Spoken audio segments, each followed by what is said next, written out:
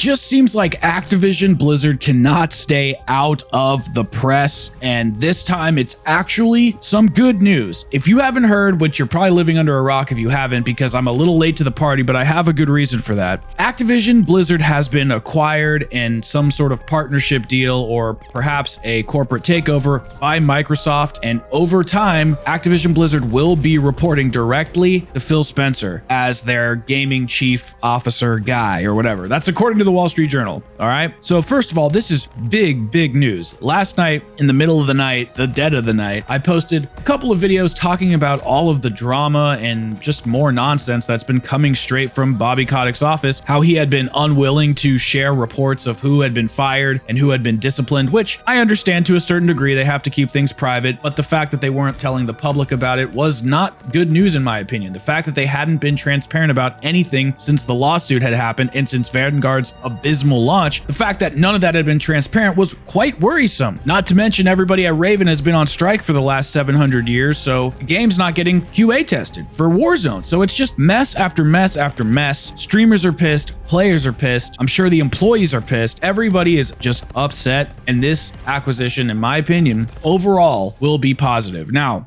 there are a few things that I am concerned about, but they're rather minor in the grand scheme of things, but let's just kind of discuss it. So if you've read Bobby Kotick's open letter to the community or whatever, he doesn't really say why they did it. I mean, obviously you can figure it out. It's probably because of all this public backlash, but he says he's still going to be remaining the CEO of Activision Blizzard for the remainder of the deal until it gets finalized and Activision Blizzard moves into Microsoft, like full stop. So that kind of has me concerned a little bit because I don't really want this guy around at all. And he has just been making shitty decision after shitty decision. So what else can he do that would potentially fuck up this deal or screw up what we have going for us with the positivity that this has garnered inside of the community? So I just think that could be potentially dangerous. But I mean, I guess I understand he has to wrap up the deal and everything. So better to get him gone in a year and a half and have him be gone forever rather than have him be gone now and potentially screw up the makings of this deal. Because if Xbox acquires this, is there a chance that this goes to full exclusivity on Xbox? I personally don't think that's going to happen. I really don't. What I do think will happen is bare minimum, we'll get this on Game Pass, we'll get this on PC Game Pass or whatever, and then there'll probably become delays with content down the pipeline with PlayStation or something like that. That's what I think the worst case scenario would be at a bare minimum level. I just don't think Xbox is going to make this entirely exclusive, because the one thing that Xbox has been promoting for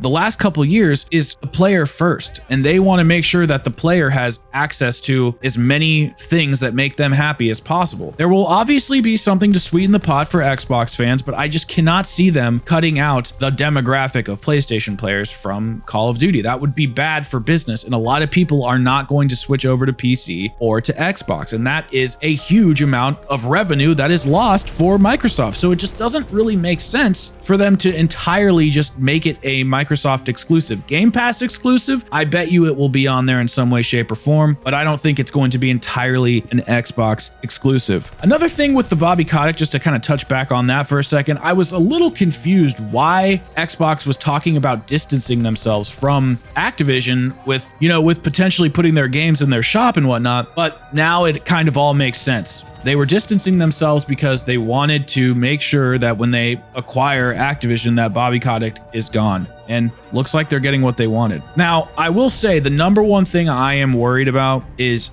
the engine. Now, I don't know if you know this, but Ralph over on Twitter, he has been leaking stuff. I talk about him all the time. He posted a tweet the other day talking about how Activision is going to be requiring all of the development teams to use the IW8 engine, which they're going to be using for Modern Warfare 2. So probably an upgrade to what we have seen with Modern Warfare 2019, and Vanguard will probably be where the Modern Warfare 2 franchise is headed. And then Sledgehammer will get a version of that. And then Treyarch will have their own version of that. Is that going to be something that is maintained? Do these ideas that Activision has implemented inside of their pipeline already for game development, is that going to stay? Because while I am not an engine expert, I understand that the Black Ops engine that we have grown to love is a variant of the IW engine from back in the day. And now people in the comment section, you can correct me if I'm wrong, but I'm pretty sure that's what it is. Treyarch didn't like build their own engine. They've just modified the engine to be more like their Black Ops style